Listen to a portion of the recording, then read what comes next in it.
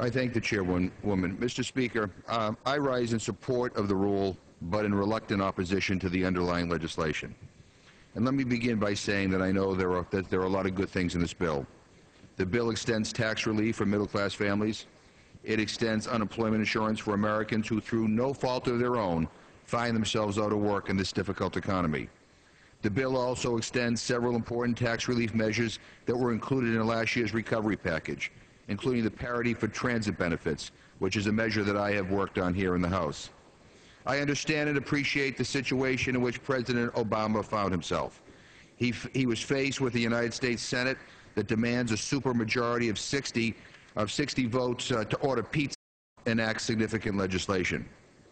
Over the past 2 years, our Republican colleagues in the Senate have blown by the previous records for filibusters. They have made it clear that their overriding political strategy is to say no to whatever President Obama proposes, no matter how worthy or popular. And that's unfortunate, but that's the reality we face. And it's unbelievably cynical. But I believe that the provisions in this bill that give away billions and billions and billions of dollars to the wealthiest Americans are unnecessary, unproductive, and irresponsible.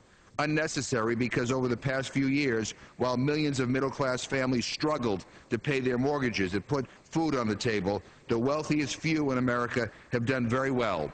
The fat cats on Wall Street are riding high once again with multi-million-dollar bonuses and golden parachutes. Unproductive because study after study after study have shown that one of the least effective ways to stimulate the economy is to put more money into the pockets of the rich. The wealthiest few are more likely to save that money rather than invest it in our economy. CBO has found that of all the things we could do to stimulate the economy, tax breaks for the rich people in this country have the worst record of encouraging economic growth. And irresponsible because this bill will add billions and billions of dollars onto our nation's debt. None of these tax cuts are paid for. Gentleman's time's expired. Can I ask for an additional 30 seconds?